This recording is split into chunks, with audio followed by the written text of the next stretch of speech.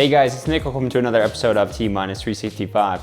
For those of you still using Partner Center to manage your downstream customers in Microsoft 365, stay tuned because in this video, I'm going to show you two of the top tools that you could be leveraging today to streamline your Microsoft 365 management, with some advanced functionalities for policy deployment, alerting and configuration, and much more. So stay tuned for all of that. And for those of you that don't know me, my name's Nick. I'm a Microsoft MVP. I've been creating content here in the channel for the better half of a decade. If you haven't already, definitely subscribe to the channel if you want to see more content around Microsoft and the MSP space. Otherwise, let's go ahead and dive in. Okay, so diving in, I'm going to talk about two solutions today, one of which is Microsoft 365 Lighthouse. This is the native Microsoft solution supported by their SMB team, purpose-built for MSPs. The other solution is CIPP, or the CyberDrain Improved Partner Portal. It's actually an open source project created by a Microsoft MVP and MSP expert here that has been used by many different MSPs out there and supported by MSP-friendly vendors.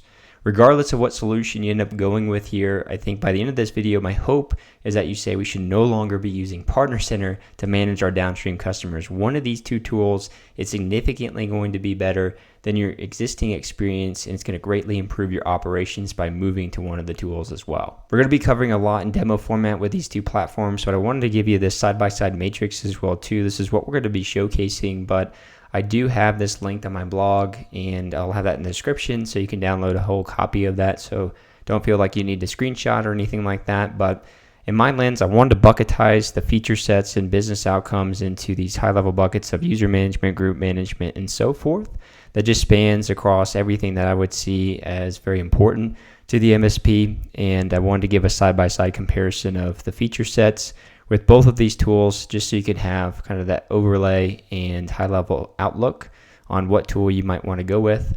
Keep in mind, though, as we walk through these, that I'm not going through the entire feature set end-to-end for all these. That would take way too much time. The video is long enough as it is. And number two, at the end of each section, I'm going to be giving you my vote as far as who I believe has the superior functionality for that section.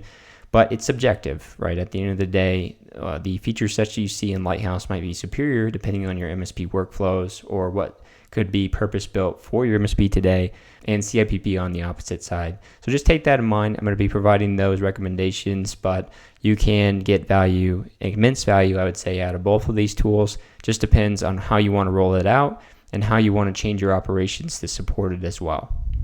So with that, let's go ahead and dive into the demo, starting with onboarding. Just a quick interruption from today's sponsor, which is CloudCapsule. This is the application that I built here, guys, that you can use to automate and streamline your security assessments of Microsoft 365 environments that's actually mapped to the CIS controls.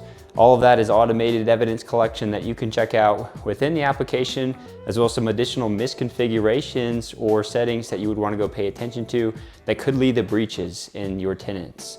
So definitely check that out. You can run a free assessment today on your tenant or a customer tenant to see what it's all about. Click on the link in the description of this video or go to cloudcapsule.io to run your free assessment today. Okay, so getting started with onboarding here on the Lighthouse side, you just need to make sure within your partner environment, your partner tenant, that you go into the purchase services and you have Microsoft 365 Lighthouse purchase. It's a $0 line item. The whole product itself is $0 to maintain, but you do need to purchase that within your tenant to be able to go to lighthouse.microsoft.com. Here, from an onboarding perspective, really everything's natively connected with your Partner Center and the customers that you have GDAP relationships with. So you'll automatically see a tenant list here once you sign in. You do have to have those GDAP relationships in place. In some cases, you may see some other customers that have this limited designation. In a lot of cases, that's either because of licensing or it's because of the fact that you had a previous DAP relationship and you did not move over to GDAP yet. So if I click into this, you'll be able to see here that we've set up delegated access, but there's a prerequisite subscriptions. This used to be much more condensed as far as you needed to be on business premium in most cases to be able to use Lighthouse. They've opened that up a lot. This tenant just doesn't have any licensing in it, which is why we're seeing that error and we see this limited access as well. But the other thing that you'll note here, like the secure score information is only coming through for NovaCoast in this case, and the other one says access needed. So if you click into the tenant itself to see more about this, you can see the roles in the sense of your permissions, and this is associated to the GDAP relationship that you've granted in this tenant. In this case, they just have Intune administrator and user administrator, so they don't have the proper rights to be able to pull that secure score information from the tenant.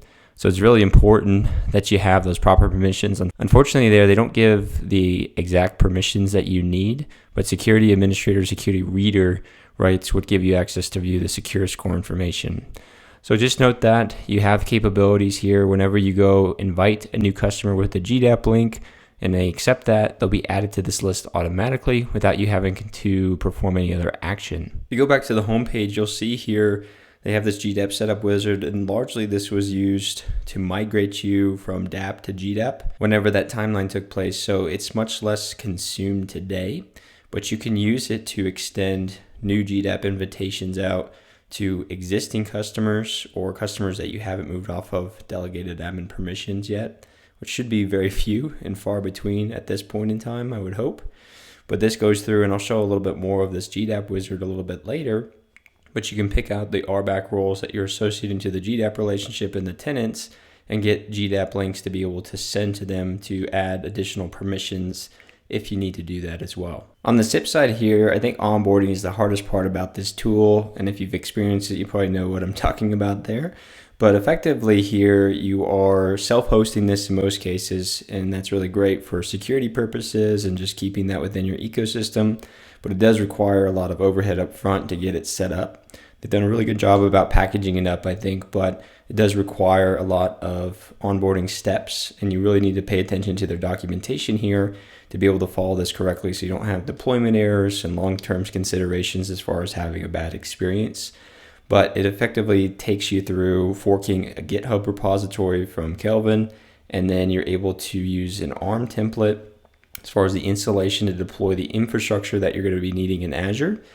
The infrastructure costs are really low. I'd say you're probably looking at roughly $100 a month or so to run this within your Azure environment. It varies a little bit there. You can also do a hosted version of this as well too, in which you're paying just kind of a base level fee to have them host it, and that reduces your overall maintenance and administrative overhead that you would have here. You'll also notice though that they do recommend that you purchase a Microsoft Lighthouse license because they are using Lighthouse APIs within the application to pull in multi-tenant level data into the application as well too. So it's nice that they're kind of piggybacking off of that infrastructure as well. The biggest thing here though is that you really just need to follow all of these steps here to make sure that you have a smooth experience. They do also offer professional onboarding services here.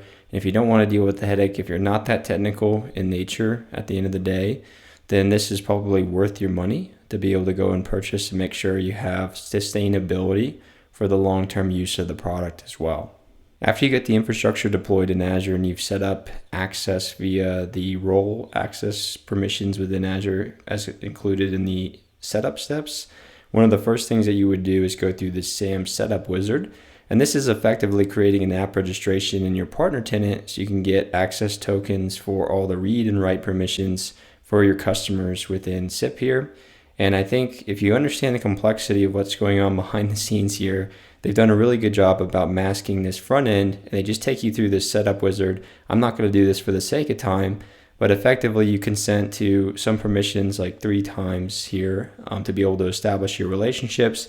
And after you do, the next steps that you would take here is kind of validating that you do have the proper GDAP permissions, but they built in some really nice tools here to help validate, what roles or permissions that you are missing either within your partner tenant or within your downstream customers that are pulled in here. But if I load up this here, you'll see that I have my downstream customers and partner center, and I can filter a lens for all of my tenants. After I get that done, we'll get into more of the GDAP administration, but they do have a whole environment here where you have invite wizard, and you can manage your GDAP relationships really at a granular level. I think that's a big differentiation with Lighthouse that we'll get into more in the next tenant administrative section.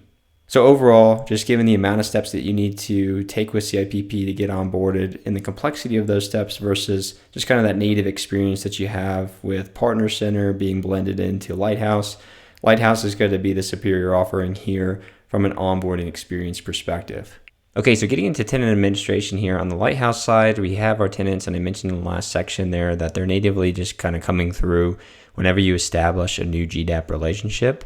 From a tenant onboarding perspective, really, you kind of still manage that through Partner Center these days, given that you need to create a GDAP invitation link, and really you're only using that GDAP wizard here for customers that had a previous DAP relationship or ones that you're going through that have existing GDAP relationships that you're just extending another relationship to. That'll make more sense as we walk through that. But as we take a look at this GDAP wizard here, this again was used primarily for DAP relationship migrations. But within here, as you work through this wizard, they do have these predefined roles that you can edit to more of your backend operations or your L1 through L3 technicians potentially within your environments. But the main thing that they do here is they have this preset fixed role selections for each one of those, which is good in that you can make less decisions, but bad in that you don't get really granular flexibility on what roles that you want as part of those buckets. But then you go through and you can actually select or create GDAP templates. You can apply them to certain groups. You create new security groups within the environment, and then you assign them to one-to-many tenants within your Partner Center as well. Again, mostly this was used to convert from DAP to GDAP, so that's how it was primarily built from a UX perspective. It's not really great for creating new invitation links, right, that we'll see in CIPP as an example of that to start to onboard customers a little bit easier into your ecosystem versus having to pop back in the Partner Center. But after you've got your customers in here from a base level perspective, you do have capabilities to go into the deep links for all the admin portals that you would have access to as part of that GDAP relationship. And then if we click into one of these, you can also see that we have kind of the overview page, and we'll be going through a lot of these other sections here as we work throughout the different sections that I wanted to evaluate. But this is giving you some of the roll-ups of the information that they're seeing within the tenant, and that spans across the various suite offerings within Microsoft. And we'll see that here across our actual services that we're deploying. And then from there, you also can deploy tags, which is really helpful, I think, just from a reporting layer if you want to look at a specific lens as we get into that a little bit later. So on the CIPP side here, they do give you some tooling to perform permission checks and your GDAP checks against your customer environments, which is really helpful just to make that a good user experience for not getting errors, right, with all the settings that you can configure or policies you can push out within CIPP. On the administrative side, if you go under the tenant onboarding, they actually give you a wizard here that you can leverage to go ahead and onboard tenants within your ecosystem. Really, this is doing a lot behind the scenes here for consenting to your app registration and making sure you have the proper permissions as well too. But effectively, in the series of steps that you would want to take here, first you would want to go through and actually establish your GDAP roles or proper GDAP roles as well too. So what CIPP does here with the permissions and the RBAC roles that are associated to security groups that are tied to the GDAP relationship is they do this one-to-one, meaning for every RBAC role, you have one security group that's being applied to that as well. And at first, I thought this was really cumbersome in the sense that you're creating so many different security groups in your Partner Center environment. But as time's gone on, I really feel like it's one of the best approaches given changes to your MSP or to the Microsoft ecosystem, that it does allow you granular flexibility in what you're applying to try to, really evolve to a model of least privilege. Also having some flexibility there where you don't have to go and request a new GDAP relationship every single time you need to make changes to the customer or over time in that way. But they also have this GDAP wizard here where you can simply map to groups and then go through. If you haven't done this already, it's kind of your first steps here where you create all these groups within your ecosystem so that you can establish this. And then you can go into your GDAP list here, and then you can map recently approved relationships, as well as going through an invite list or an invite wizard. And I think this is great here because it also gives you a way to generate a invite link that you don't have to go through Partner Center to generate. It's using a model of least privilege for the roles and settings. You can select the number of invites, and then you'll confirm just to generate that link that you can use within the customers that you want to accept within your environment. Back on the tenant onboarding phase here, if we start a tenant onboarding, then we can create a GDAP link from there, or we can use one of the existing relationships and we can actually go through and we can dictate, mapping any missing groups to the GDAP roles. as well too, that we would need for the setup, or we can add the CIPP SAM user to missing groups if you did this outside of the wizard, or if they're missing that. And this is really just a service account that we used and created whenever we went through and consented for that onboarding process. But it just makes this really simple. And if you understand how complex this is, if you do this manually, if you've ever set up a application for multi-tenant use for PowerShell automation, this is really masking a lot of deep complexity here. And we'll get into some of the standards as well too, which is really baseline configuration that you can push out upon tenant onboarding. After the tenants are onboarded though, they'll be listed here. You'll have deep links, just as you saw in Lighthouse, to all of their portals from an admin perspective. But then what CIPP also has additionally here is just this offboarding wizard.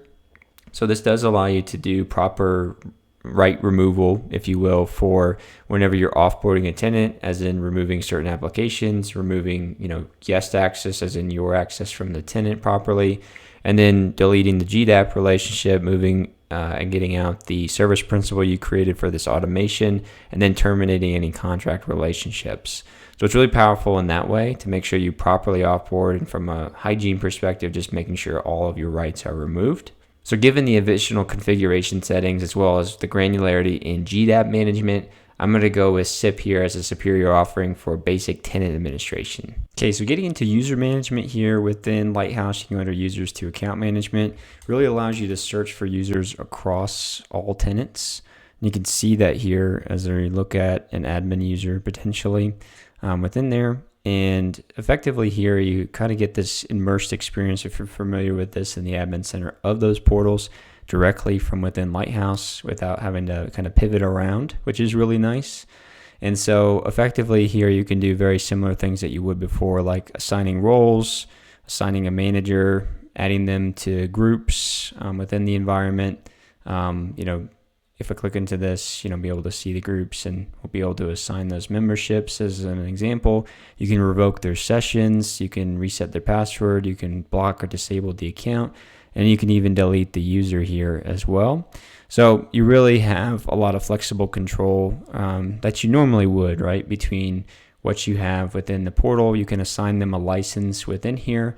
And if you have access to certain mail permissions, things like that, you can add your mail percentages. You can see permissions. You can see the mailbox storage percentage.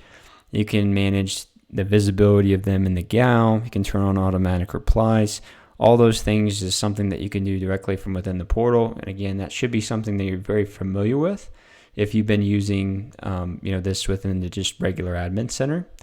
The other thing that you can do in here, we'll get into the reporting layer. I want to keep that separate in the sense of user metrics and things like that. You do have kind of a layer here to show more of that top level roll up across your tenants to see the total licensed users, active members, global admins, things like that, which I think is really helpful.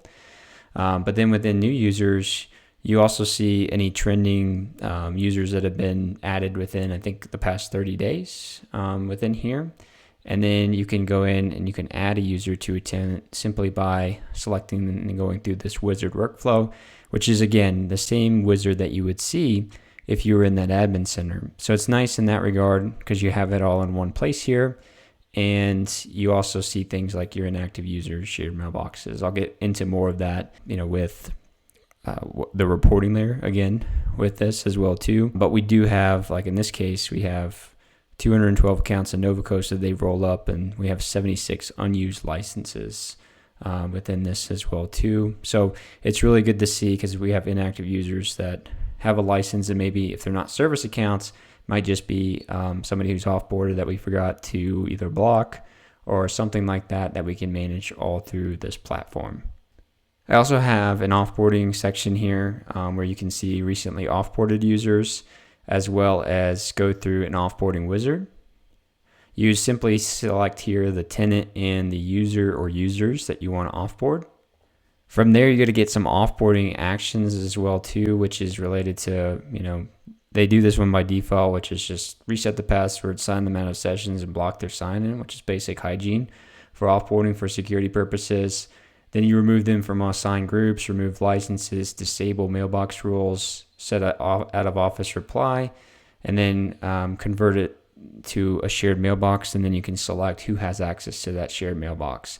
So really, when I think about the bulk 99% of actions that you're going to take whenever you offboard a user, this encompasses that right here. And then you can review and process this. So kind of a much more automated way to be able to facilitate that. On the CIPP side here, we have similar functionalities in the sense of user management. You can see this rolled up across all tenants. It's a little less performant, I would say, in the sense of the loading time, but you still get to see your customer list here, and you get to see the metadata about these users. One of the big differences, though, if I search for a user and I click into them to view their profile, I'm going to get a lot more data here about the user that I think is helpful, and I have some more actions that I can take against this user as well.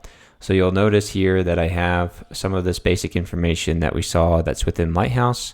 But as this loads up here, you also have considerations for the last sign-in and apply conditional access policies. So this is really nice here because you can even see the last sign-in application, all the conditional access policies applied.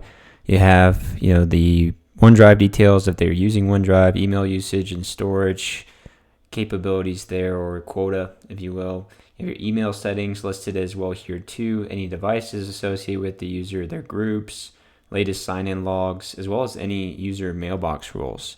And this is helpful as well. Like in this case, you see this is concerning to me because this is a forwarding rule to an external domain, and that's something that you would want to pay attention to for any type of suspicious activity there. That could be something where the user is compromised. So really helpful information in this sense, but also from an action section, we also get some additional settings here that we did not get in Lighthouse, like sending an MFA push.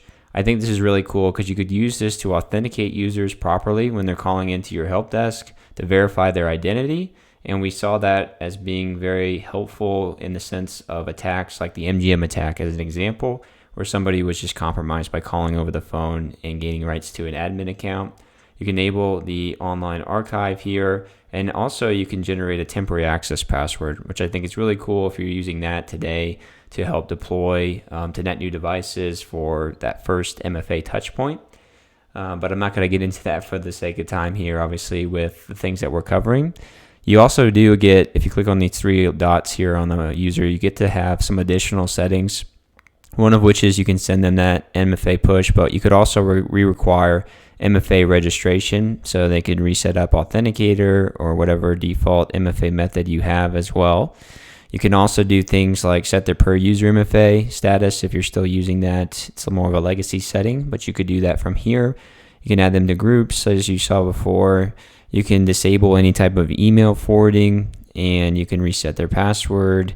And then you can pre-provision OneDrive. This is helpful for any type of migration activity you might be looking to conduct, as well as adding a OneDrive shortcut, which is effectively here looking at SharePoint sites that you could create a shortcut for in their OneDrive environment. So that's all pretty cool from the standpoint of the actions that you get. You can invite guests to the organization. You can bulk add users. And then from the user onboarding perspective, a couple differences here from what we saw in Lighthouse. One of the cool features here is that you can templatize the user properties from another user, meaning, and where this is most helpful is where you have a user, probably not a great example if we use another one here. In this particular case, I think the most helpful thing is not necessarily that we're copying these because these would be something we have to replace, but more so that we get the attributes here. So if you have common locations, titles, departments that somebody's coming from, you can add additional metadata here as part of the user, but this is really helpful to help speed up these deployments. And then you could also obviously assign the licensing to the users, and you can see the availability of those licenses as well. And then down below here, you get the manager assignment, which is consistent with Lighthouse. But this functionality I think is really cool and differentiator, given that if you want to mimic the group membership, you're almost templatizing that. So if they're in the same department as an example, you don't have to go ahead and reassign them to all those specific groups as well, or Teams channels even, given they're part of an M365 group membership. The other really cool thing is you can schedule the user creation for a future date, and you can send the results to one of these methods. We'll get into the integrations a little bit later, but it's really cool because it can tie into either your PSA or an email connector to your PSA, as well as a webhook if you want to hook that into Teams or something like that as well. So it's a really powerful experience just for kind of creating an onboarding, having some of these granular features. I think this is probably my favorite feature as part of this, just so you can duplicate the group creation or group memberships for that user as well. We also have this offboarding wizard within here. So very similar to Lighthouse in that you would select a tenant, you would select the user that you're looking to offboard. On this page, you get a couple more granular settings as far as what you can do, such as canceling all the calendar invites.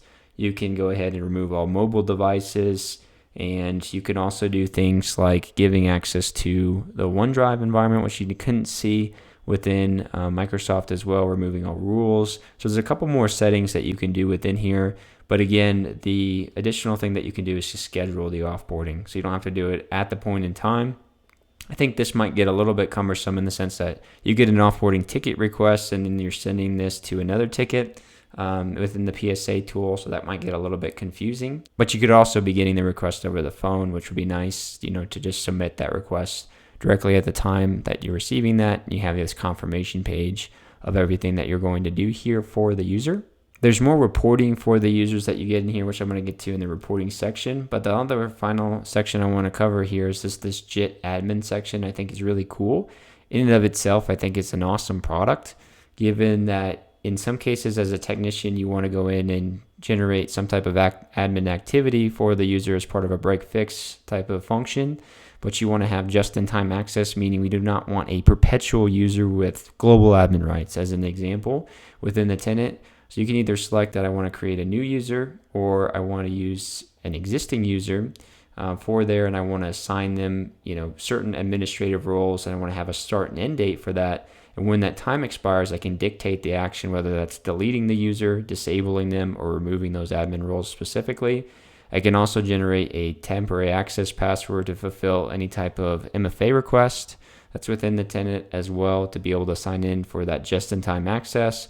This is really cool in my opinion. The closest that you would get from a Lighthouse perspective is the JIT group membership as part of the GDAP relationships, but that's a little bit more strategic in the sense of just the overall architecture versus the just-in-time access that you're getting here with what a technician might be doing as part of a ticket flow. You can send the results here just like we saw before to one of these methods, but I think it's a really cool functionality to see here, and you can view them over time as they're live or from where they've been live in the past. So given all the advanced functionality here, including the JIT admin role, as well as some of the additional capabilities for user onboard and offboard, I'm going to go with CIPP here as a superior offering for user management. So shifting into group management here, not really a contest as Lighthouse doesn't really have this functionality. The closest you would get is just maneuvering into the Entra portal, in my opinion, to manage groups. You do have group creation capabilities when you go through the GDAP wizard, but it's not really group management in that sense. So let's pivot into CIPP and see what they can do on their side. So within the CIPP, you have a group inventory here, and you can perform certain actions like hiding them from the gal and unhiding them from the gal, which is awesome. And then you can dictate the message permissions, right, from people sending messages inside or outside the organization. You get some telemetry here about if they're syncing on-prem, if you're hybrid. You have indicators if it has Teams enabled or if it's a dynamic group. You can create groups directly from within here as well. Basic functionality as you would see in the Entra portal, and even with dynamic groups, you can create the syntax here for the parameters that make up that dynamic group. So that's pretty cool. But I think the really big highlight here in the sense of what we can do from this layer is really these group templates. So whenever you think about group templates, it's really helping you standardize what you're applying across all of your tenants. And some of these here, you can think of, maybe you have a break glass group for every tenant that you use to exclude break glass users from conditional access policies.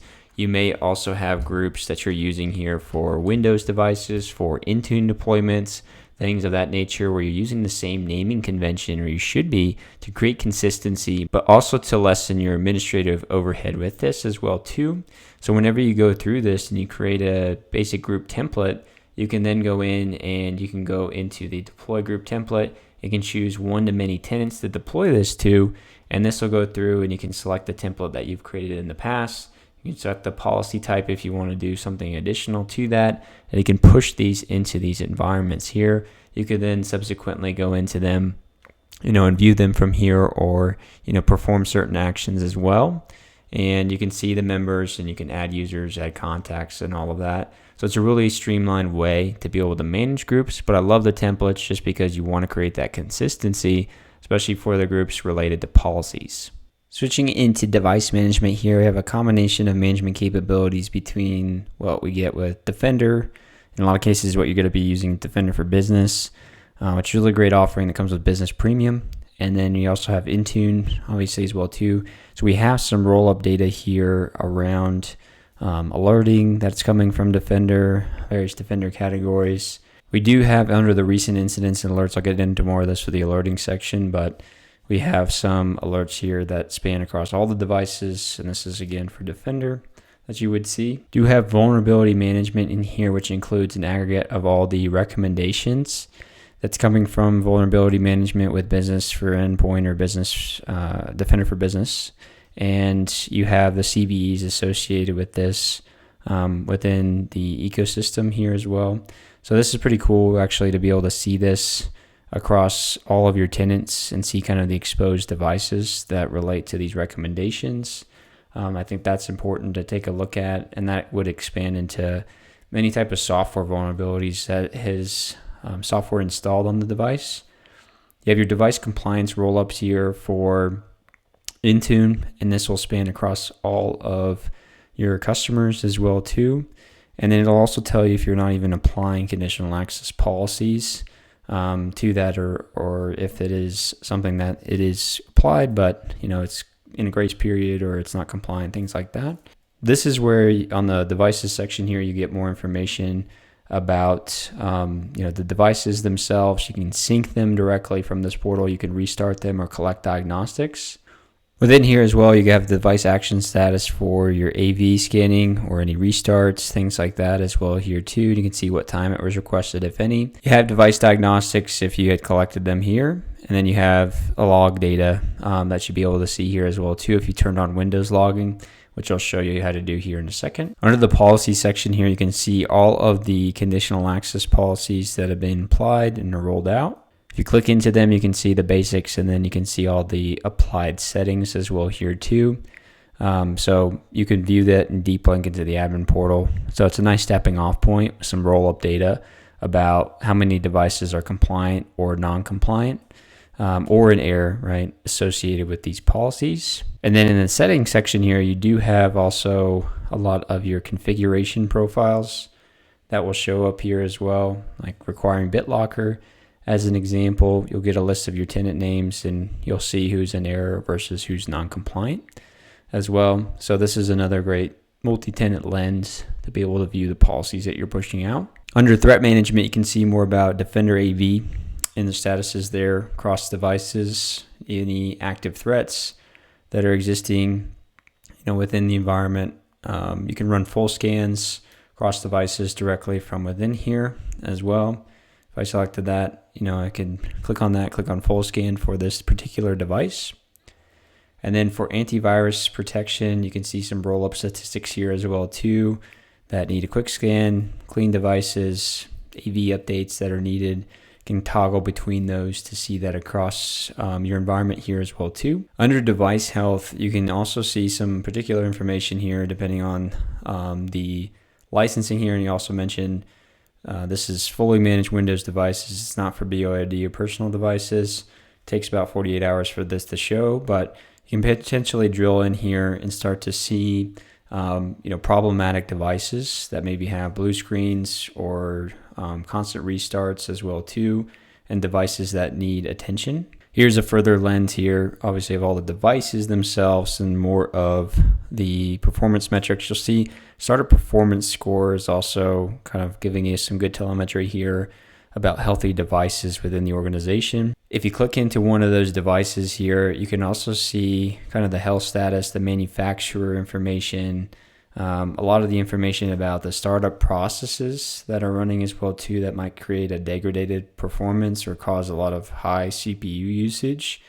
So I think these are really cool, just to be able to see kind of this information across your tenants. And then under the Windows 365 section, if you are, I'm not in this environment, but if you're managing Windows 365, cloud PCs, things like that, you can see all that data within here. You can see provision, not provision, failed, deprovisioning soon, as well as any Azure network connections. So I'm not going to get into that because that gets into the weeds, but it can see that data in here if you're able to, or using Windows 365. And this is something I haven't enabled yet fully within this environment, but you can get Windows event logs from Intune managed devices, and you can deploy this as part of a baseline policy that I'll show you how to do within here a little bit later. But this gives you some overview of the search logs, event logs that are going on the device, and that'll tie back into that devices section that I showed earlier. This is more getting into the policy management, which I'll cover later, but I just wanted to briefly touch on it here. You can create baseline policies to push out, and you can clone them actually from other environments, but this does include being able to push out device compliance policies, configuration profiles, as far as the templates or settings catalog. And then you can also push out any PowerShell scripts as well too. And then from these other perspective layers, you get MAM policies that you could push out for application protection, for mobile device management, or mobile application management, I should say, for BYOD, Android, iOS phones, things like that. And then you also get the Windows autopilot deployment profile, which allows you to set up that out-of-the-box experience for autopilot devices. We'll get more into that as we go into the policy section. On the CIPP side here, we do have a device inventory. I do like that they create this Entra lens as well too, so you understand the enrollment type, if it's hybrid joined or if it's Entra joined or if it's just registered. And then you can also see if the device is personal or company owned here as well within this format. And you can click on this to enable, disable, or delete the device directly from this platform. And then we have two considerations here, one of which is the Intune management. We'll get into Defender management as well too. But effectively here from the device management section, you have your devices section. And in this page, I love the actions that we see here. So you have a lot of capabilities. The ones in red here are more, hey, this is a warning that you're doing something that is really detrimental to the device or the user, like wiping the device or doing a fresh start. But above here, some of the additional configuration settings that you do get is being able to retrieve the BitLocker keys. If you're using lapse, with the lapse policy within Intune, you're able to retrieve the lapse password or rotate the local admin password on the device, which is really cool. Do some integration here with Defender, like updating Windows Defender, running quick or full scans on the device. And then the Windows logs, like we saw on the Lighthouse side, you can ship them into the Intune portal, and you can also rename the device directly from this section as well too. Some really cool MSP-friendly functionality that you get within that. And then just like Lighthouse, you do have the ability to configure these policies, like your configuration profiles that you can see here. You can create a template based off of this policy, which I'll show you in the policy section a little bit more in depth. And you can also do things like assignments directly from within this platform as well. You do also have your compliance policies and app protection policies that you configure, autopilot profile devices. Additional setting that you get in here that you didn't in Lighthouse is the ability to add Windows autopilot devices directly from here as well too, and also configure the enrollment status page for the status page versus just the out-of-box experience with the profile. So that's additional considerations that you would have. We'll get into the application section a little bit more, but I think there's a big value add in that you get to push out applications into Intune directly from here with some native integration, plus integration to third-party package managers like Chocolatey. It's really helpful for ease of use and management. Like I mentioned, though, we'll get into that a little bit later. We do have our incidents and alerts associated with devices if they're enrolled into Defender. You do have your Defender AV status across devices that's listed here as well. We'll get into the Defender deployment when we get into policy config a little bit more, but a great way to onboard Defender is start pushing out policies for Defender against those devices. Then if you have Defender for Business or Defender for Endpoint P2, you do get telemetry as it relates to your software inventory, that is installed software on devices, and you do get the vulnerabilities as far as any publicly exploitable CVE information, all that is listed here. and you can manage that directly from within this platform. You do, under the reporting section, get also the device compliance, and you'll notice here actually this is using the Lighthouse API to be able to show you that across your tenants, just like what we saw within the Lighthouse portal directly. So overall, this was probably the hardest section, I would say, to vote for in the sense of the superior offering. But at the end of the day, given the more MSP friendly functionalities like the actions that you can take against the devices within here, I'm going to go with CIPP here as far as the superior offering for device management. Okay, shifting into application management, in Lighthouse, we have a couple of capabilities here. One of which I think is great reporting, which is just related to apps with crashes, apps with hangs. And you can see this, total across the board, across, all of your customer environments here, where we have that telemetry coming through. And effectively here, I think it's really cool as an example. You can see Chrome as an example here for total active devices that it sees, and then app crashes as one. And you can actually see that and see the device itself. To be able to identify maybe if there's something really going wrong with applications on end user devices. The other section here, be transparent and saying I haven't configured this, but this is app management specifically for monitoring your Microsoft 365 app deployments and the current build and the version that they're on as well too, if they're healthy. So you do need to provision, as it says here, this Microsoft 365 apps admin center inventory service, which you can actually do through the baseline policies that I'll show in the next section here. But within here, what they're really going to give you reporting on is devices not on the latest builds or on unsupported builds, which I actually think is really great, to have as part of your holistic reporting. Overall, though, they don't get into any other application management concepts in the sense of any of the enterprise apps or deploying apps in Intune or anything like that. Within CIPP, you do get a list of enterprise applications. This is the enterprise applications in Entra. This is either third-party applications you've added manually within that tenant or that have been consented to through an OAuth consent flow. And the biggest thing that you want to pay attention to here is any applications that maybe have excessive permissions or are unauthorized to be in the tenant. You have app consent requests for third-party apps that users consent for and request. If you've set up those settings within Entra, you can manage them all in one spot here, so that's really nice. The next section, though, in Intune is really where I feel like the most value is from an app management standpoint. Do you have the ability to see your app inventory that's in Intune across one-to-many tenants, and then you can add these various applications here. One of the coolest ones in my opinion is this integration with Chocolatey. It's a package library if you're not familiar with it, but you can go in, you can search for applications, and they'll be listed here as far as an app package that you could push out and run into Intune. So you can click on that, and it'll fill out the package name, and you can configure all the settings and assignments here for that, and then you can push it into your Intune portal. Same is true with Microsoft Store applications, the Microsoft 365 Office apps, and then they have this MSP app section here, which is nice because it has a lot of the friendly MSP tools like our RMM tools or even things like Huntress as well. You can create your integration here and you can deploy that.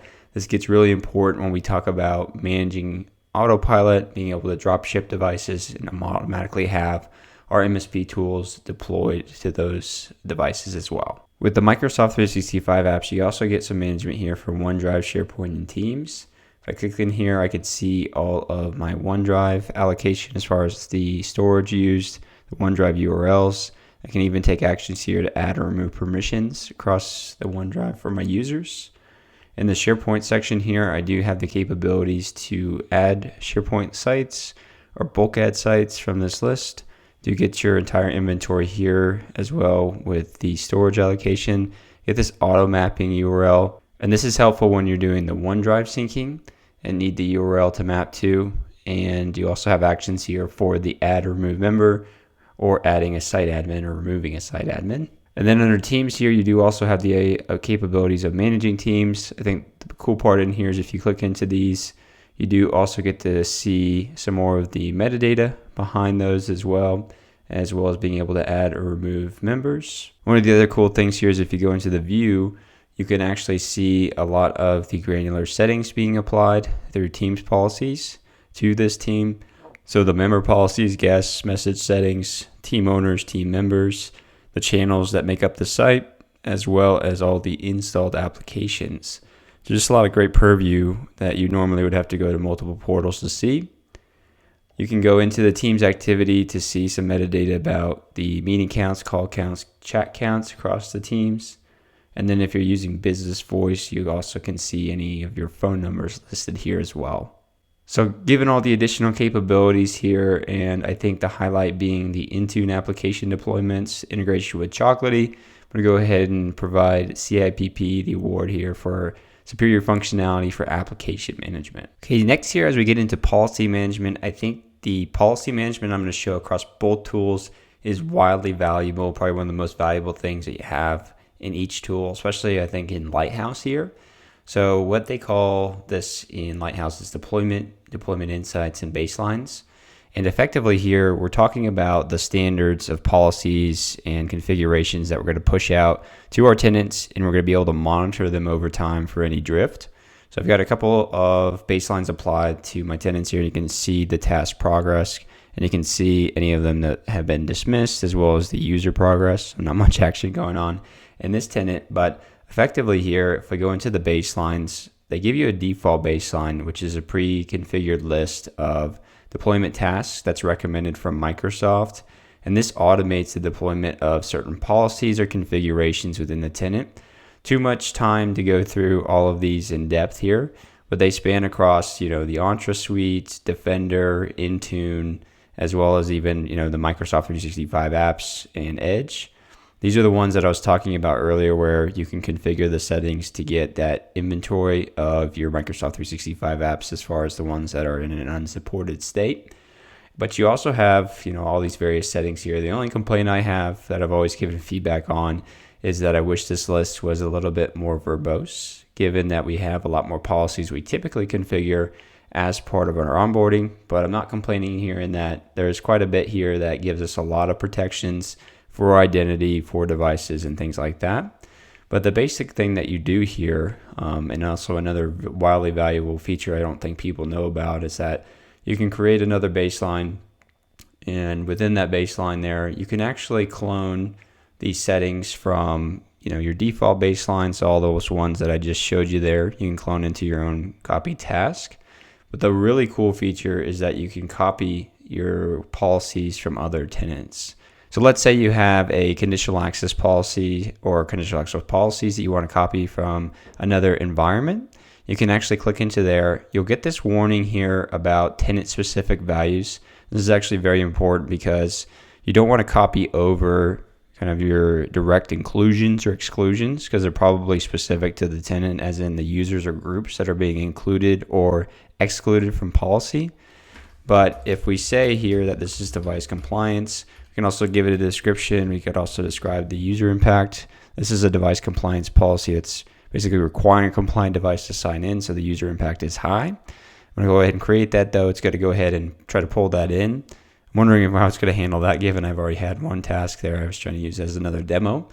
But effectively here, when you click into that, when it imports, this is what I was mentioning here, that it will import the GUIDs that are associated to that. So a best practice would be that you have some type of sandbox where you don't have direct assignments in that way.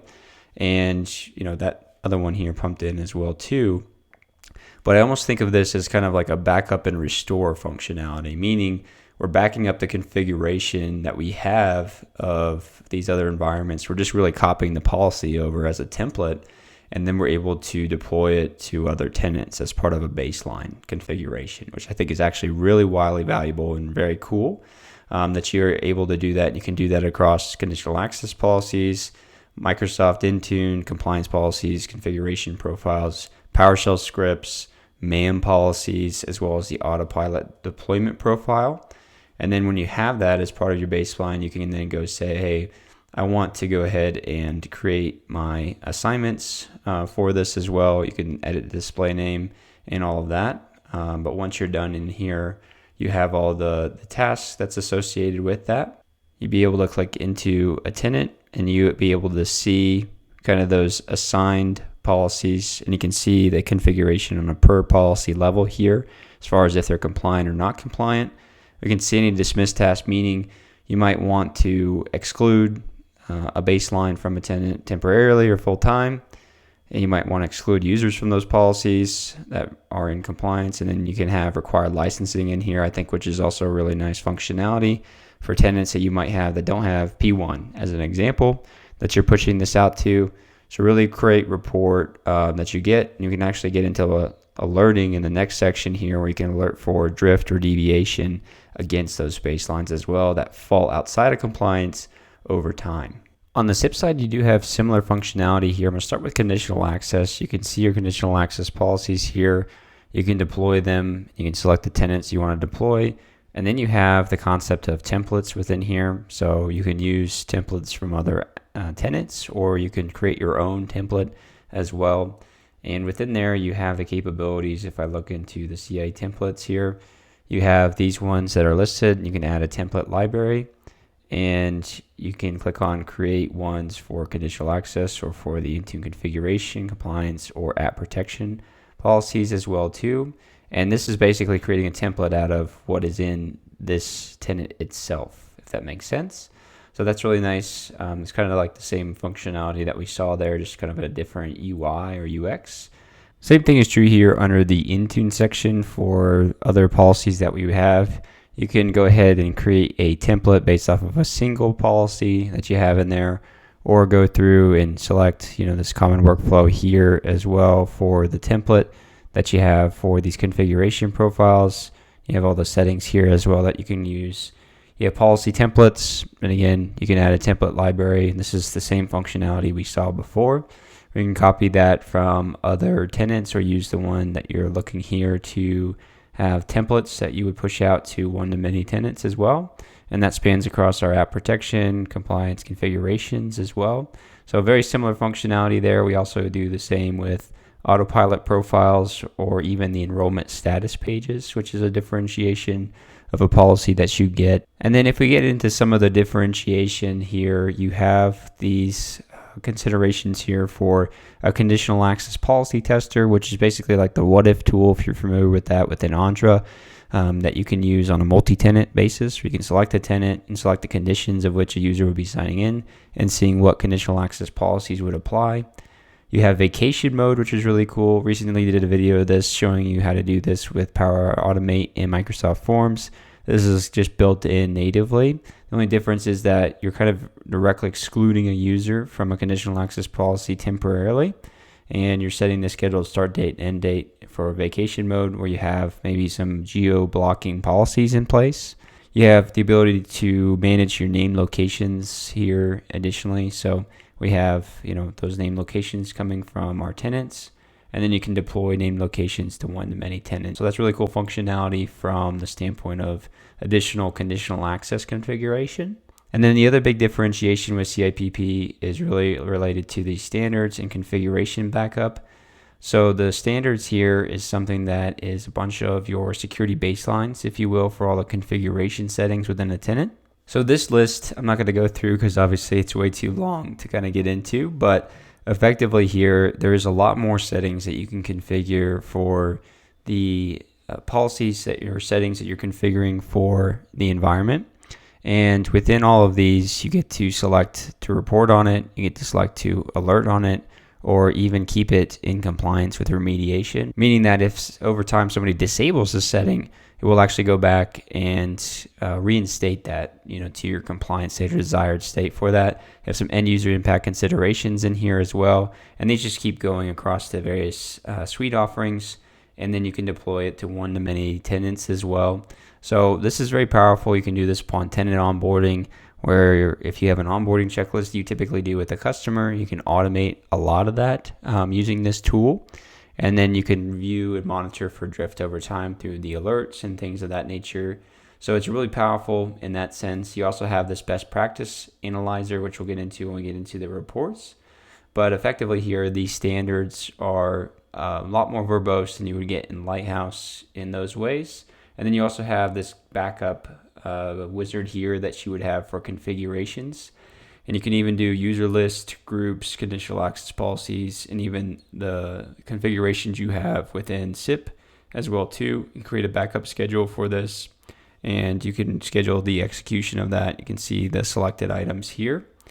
But whenever you have this policy, and I have already one for Nova Coast, that'll get backed up on the daily cycle here, and I could restore maybe a policy that's gone outside of compliance, or if I have a configuration that's gone outside of compliance, I can restore that to the previous state. So overall, given the additional standards that you can put into place along with some of the additional functionality, I'm going to award CIPP superior functionality for policy management. Next here, as we get into exchange and mailbox management, I showed some of the use cases here where you have the ability to pull up a user and you can see certain things about their mailbox or administer their mailbox. If I click in here again, just to show that as a recap, go into the mail section, very much familiar with the admin portal if you use that today to manage any of this, but you can see the mailbox storage count here.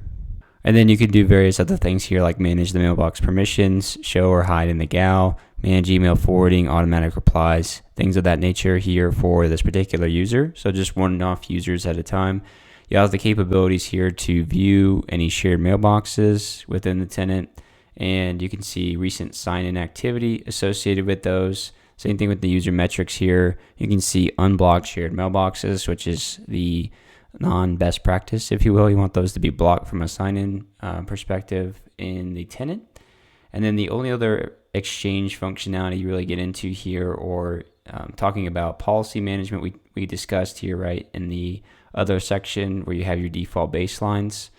And I think with this, if you look here, you do get protections here for setting up Exchange Online Protection and Defender for Office 365, which is your standards, for the policies that you have. You can configure SPF, DMARC, and DKIM, unified audit logs, and then some of the other settings here that get onto the application layer, if you will. So some of that's configurable here. And then the only other section to highlight here is the quarantine messages, which is more of a multi-tenant view for quarantine messages. You can see some statistical reporting about, if they're malware, tagged as phishing, high confidence phish, things like that. And then basically you just get deep links into the Defender portal for the customer that you're looking at, as well with some of these statistics about if they're waiting review or about to expire. On the CIPP side of the house, you do get that per user view as well too for just the administration of certain mailbox settings, but you also do in the exchange section here and email section have a full list of mailboxes that you can see from, and you can go in and you can perform certain actions like we saw within the user activity there. Then you can go in and actually modify the user. You can add a shared mailbox or a room, which is a differentiation between this and Lighthouse. We saw this page here where you can see more detail about the email reporting as it relates to even mailbox rules for users as well. Then additionally here on this page, you could also see any of the mobile devices associated with these user mailboxes as well too. You can see recent soft deleted mailboxes, and you can actually go into a restoration wizard as part of a tool, and that might be from something that user left, they deleted their mailbox, we need something from there, we need to temporarily restore the mailbox. You can do that. You can kind of see a granular list of the mailbox rules within the tenant across users, which is a nice view instead of just on a per user basis. You can add contacts that users will be able to see within their email box there as well too. You can look at the quarantine just like you could within Lighthouse. And then you also have this create ability for tenant allow and block list. So you can do that here. You can add entries and you can add the type, and you could add a flag for no expiration if you wanted to. But then within the tools section here, you also get that restoration wizard like I talked about. You can test a particular piece of mail. You can also drag and drop email files here to view the header and source information really quickly of an email message, which is really helpful for investigation. You have the capabilities here to view and add transport rules, and this is where you could also deploy transport rules to one-to-many customers, and the capabilities of templates. The same thing with any connectors, and you have the ability to deploy connectors here. And then the last one, from a policy management perspective, you also can deploy anti-spam policies and view the anti-spam policies that are within tenants. And so that's one of the really nice functionality as well here too. Rooms and list capabilities you have. And then on a reporting, we'll get more into this in the report section.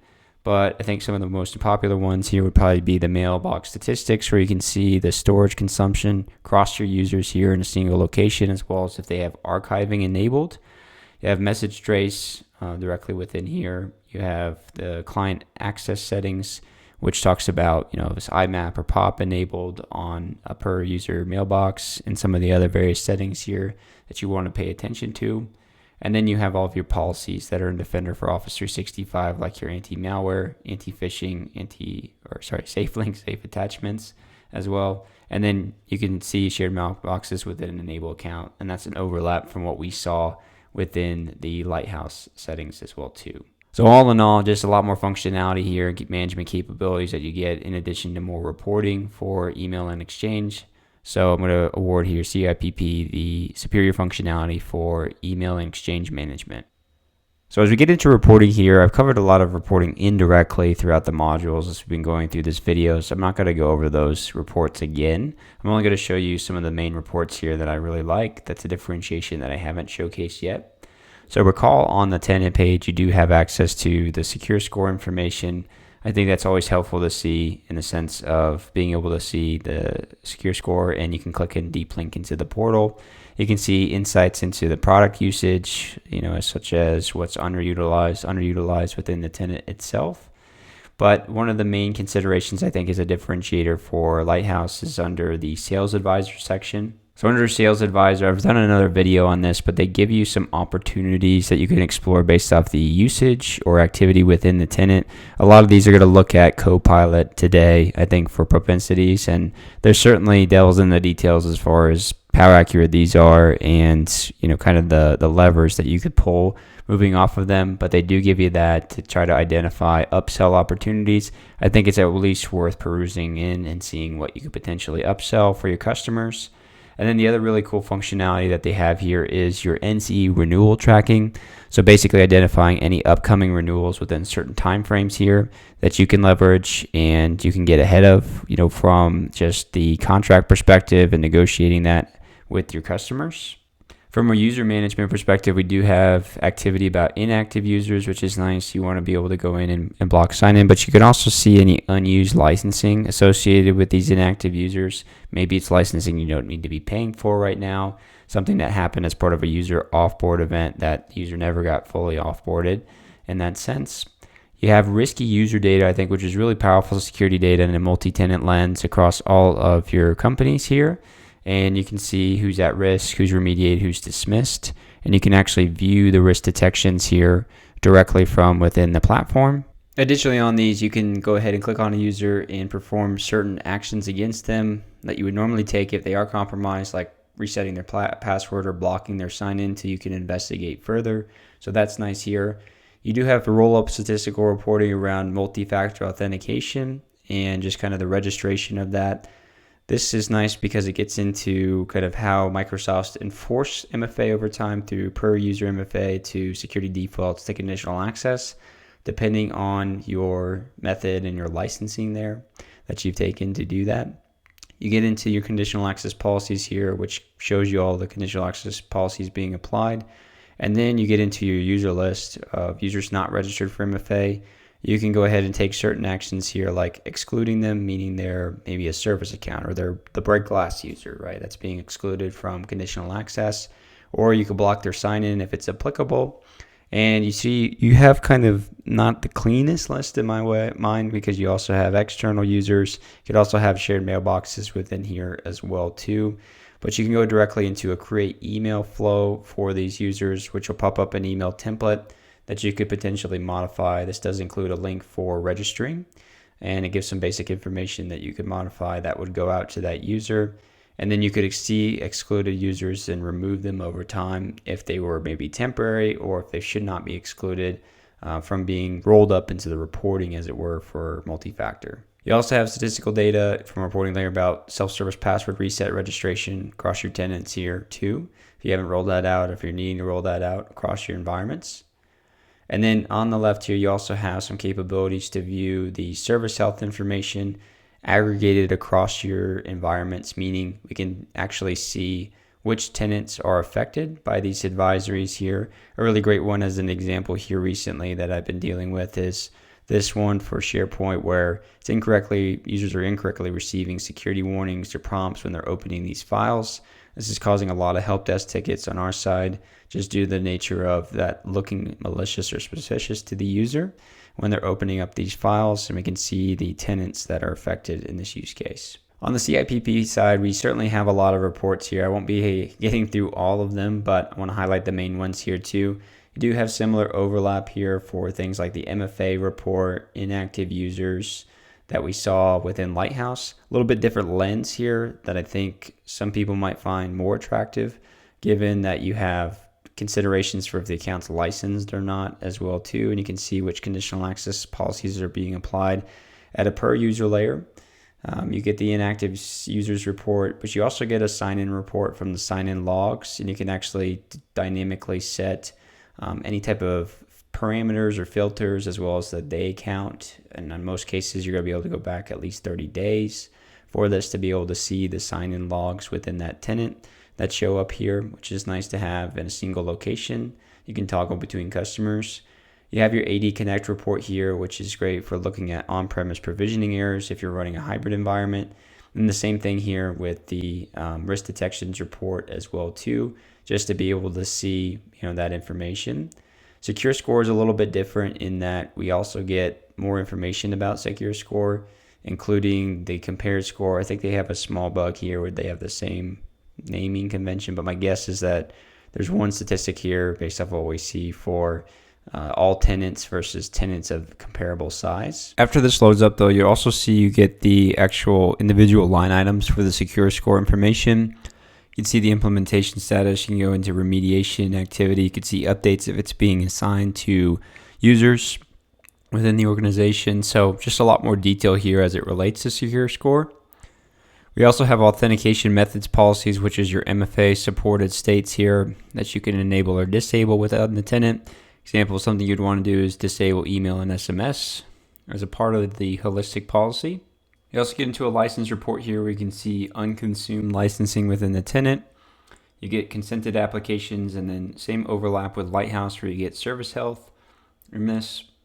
Under security and compliance, you have your device compliant report, which as you'll notice here is actually using the Lighthouse API to pull in the device compliant information across your tenants. We went into a lot of the other reporting that's in here. I think one of the major differentiations though for CIPP is this concept of scheduling reports.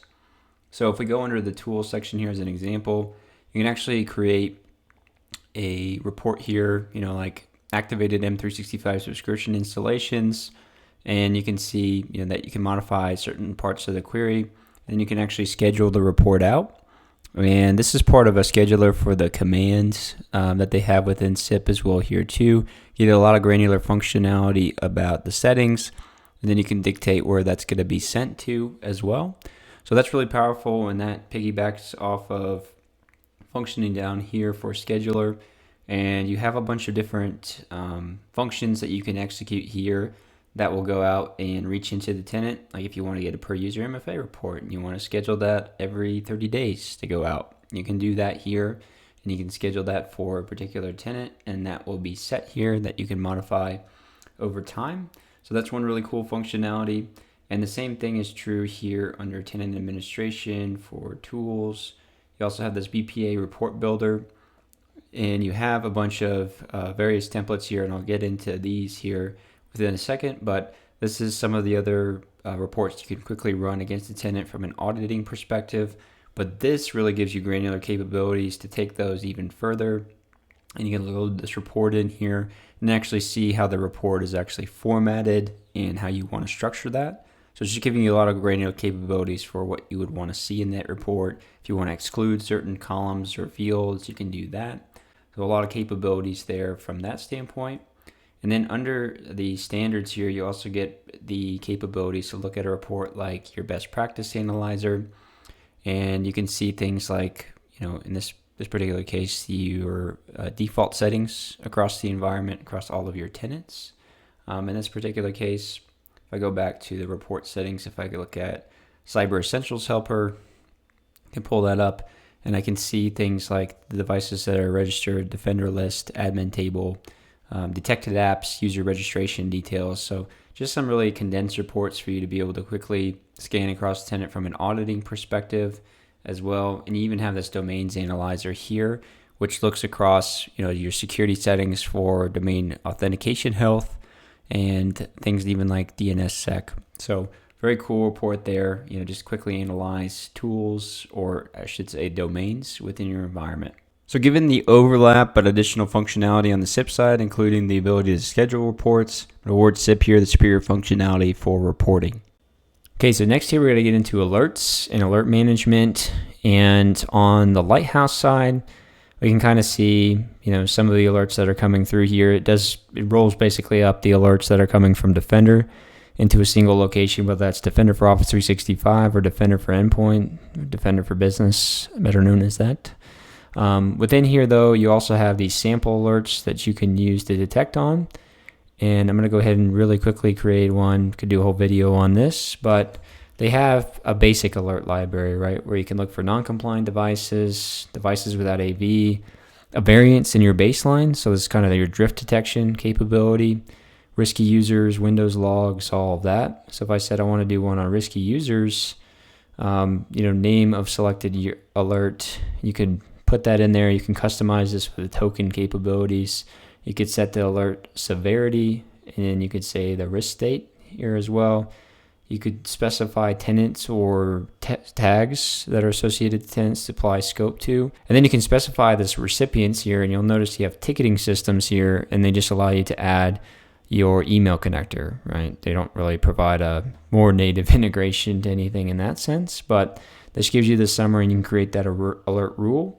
And that would be applied here, so you can see the alerts both within the platform and then get them pushed out into the PSA tool as well too from that standpoint. But that's main capabilities as far as the alerting goes. When you get into these alerts here, these are basically just deep links into the Defender portal. At the end of the day, if you want to see all the granular details, but if you're managing them, you can set severity, you can set status, you can apply it to a user to assign it within there as well. And then you can see or enter any comments as well too. So it's a way to triage these and manage them all from one spot. And that would again be across all of your customers. On the CIPP side here, also some extendability there. You do get your incidents and alerts here from Defender that you can basically view. It does give you some heads up here that this is going to take some more time to load. So from a performance perspective, Lighthouse is definitely more performant in that regard. And then under your actions here, you have a little bit less capabilities here. You can set the status in progress or resolved in this particular case. And then the same thing, if there's any incidents within here as well, you can see those here. Within the incidents, you have a few more actions that you could set for in progress, active, assign it to yourself as well as a technician.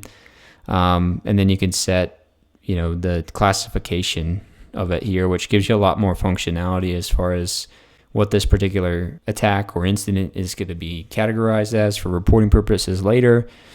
And then you can move on to kind of your remediation activities. For tuning your own alerts under the administration here, you have this alert configuration. You can click on add alert, and then you could do a log alert or a scripted CIPP alert. And this is based off of data being processed by the app, as you can see there. But you can select your tenant. You can say one of these rules, has been added in the sense of an inbox rule. There's quite a lot here, that you can set up that are really granular, which I really like a lot. And it has a lot to do with business email compromise as well, that you can see. Users MFA has been disabled. User sessions have been revoked. Service principal has been created. Those are often forms of either business key email compromise or lateral movement, persistence going on within the account. You can use the log source to report on there as well. And you can get into, all the configurations as far as the execution of a business email compromise remediation, generating a PSA ticket, hooking into an email, or hooking into a webhook. On the CIPP generated alert, you have a lot of functionality here too. Mailbox quota, SharePoint quota, license expiring within 30 days, overused licensing, underused or unused licensing, Lots of functionality within here, right, for the commands. And then you could set, look for this every 30 minutes, right? And then push it into a PSA ticket or run it once a day, run it every 30 days to be able to get alerted on as well. So a lot of cool out-of-the-box functionalities, just definitely more verbose in the sense of the errors or the alerts that we can, or events, I should say, that we could trigger off on as well. So given the more verbose alerting library that you can trigger off of, as well as the integration capability that expands beyond just an email connector, I'm going to go ahead and go with CIPP for more valued functionality as it relates to alerting and alert management. Next here we get into integration capability. I really showed you the main integration capability, honestly, the last time, in the sense of creating an alert rule and being able to assign it to an email connector. That is really the main integration. Obviously, there's the native one just with Partner Center and all that, so you don't have to do as much administrative overhead in that regard. But effectively, there's no other natural configuration you can use for alerts or other types of activity that you want to maybe push into PSA.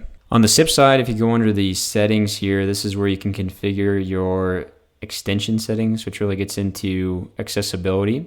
One thing to note on Lighthouse, there is an open API. I will call that out, and it's good. It has a lot of roll-up data, and actually CIPP uses that API for some of the data in here, like device compliance, that's rolled up across your tenants because it's more effective than doing that on a per-tenant basis.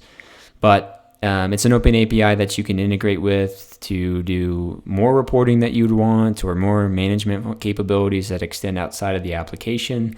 CIPP also has an API that you can save in here as well too, that you can hit and perform additional activities. They also have these third-party integrations with companies like Gradient that you can use for sending license count for billing purposes. And then you can also create tickets into the PSA for PSA tools that supports by Gradient. So it's kind of an augmentation in the sense that if you work with Gradient, you work with ConnectWise, right, as your PSA tool for ticketing. If you've had that set up, you can use Gradient as kind of that gateway to be able to do that. Major PSA tools that integrate with is Halo, so you can create a connection here to push tickets automatically from the things that we saw between the alerts or reports, things of that nature. NinjaOne here is another integration you can use to sync into the documentation as well, and that's a really cool integration if you're using NinjaOne for documentation. The same is true of Hoodoo. You can push in user data, device data, monitor domains and domain activity. And then there's also this integration with this password pusher, which you get to basically generate a link for a password versus putting that in plain text into when you set up a new user record. So this is a helpful security consideration, something that you could set up between CIPP and this particular tool as well too. So that capability is all there. And then from your other extensions here, you have your notification preferences here as far as the emails that you would send things to and any custom webhooks that you would have to put in there for maybe creating other activity. A great one today, if you use Roost or something like that, is you could perform further remediation activity based off of certain events if you send it to a Roost webhook. Or you could even send it to a Teams webhook, right? And that's another common one that you might want for alerts or notifications. So given just the depth of integration here, very friendly towards MSP tools, certainly not, encompassing everything like if you use IT Glue, for instance, for documentation, as well as some of the other native connectors you can create, but the webhook capability as well as that integration to PSA, I think supports CIPP having the superior offering here as far as integration. Last section, you're really more of an admin function, so really talking about quality of life in a lot of these areas as some of the basic functionalities of permission management, things like that.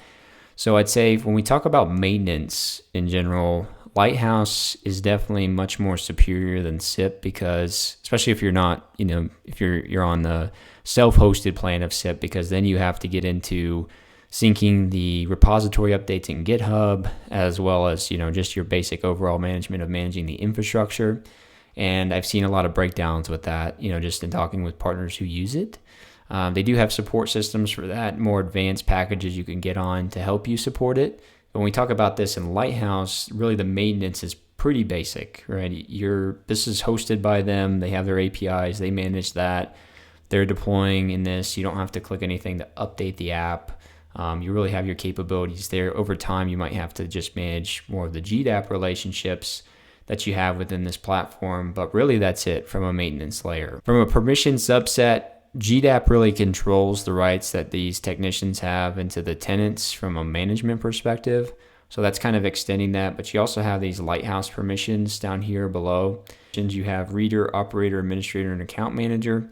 And within here, you can create a new security group, or you can use an existing security group, and you're basically defining those rights. And then you also do have some audit logs or audit log activity that you get into as well, as it relates just to the actions taken by users within the platform and kind of what they're doing within here as well. It's not really friendly in the sense of the operations that were done because it's in JSON format, but you do have an audit log of the activities taken here, so you can do any investigation there if needed. On the CIPP side, like I mentioned, a lot more maintenance type of concepts that get into this. I think from a performance layer, it's also going to be slower than Lighthouse, just overall as a general blanket statement. Depending on how you set this up and how you manage it, you could also have concerns over the performance as well. So you got to make sure you really pay attention to those instructions that you take, because this could run really slowly. It does use Azure Functions, which kind of go from a cold boot to warm in the sense of their startup. So when you first start your day, it might take a minute for this to even just start running through and grabbing all your data that you would be able to do to perform the task. So you have to keep that in mind. They do have these permission checks, things like that. I think they've made that really seamless for the users to get up and running in that sense. But as you notice here, like I did this on purpose just to show you that I haven't updated the backend version. They give you capabilities and they'll give you prompts when you need to update your GitHub repository and sync that. But that's just another maintenance layer that some people just don't want to get into. Just as a call out, they do have all of this that they built in here as well too, to help you try to troubleshoot, and that's really getting in a lot of granular detail beyond the scope of this video. But they have built in some capabilities here for basic quality of life considerations from there as well too. From an RBAC perspective, rights, you do all that in the Azure portal. They have instructions on that as well too, but you can assign people reader rights and give them control over what they see for your technicians. It's kind of explicitly defined within there as well. And you have all of these tabs here to help you out with the overall infrastructure, right, between your SAM application as well as the function app that you have within the Azure environment.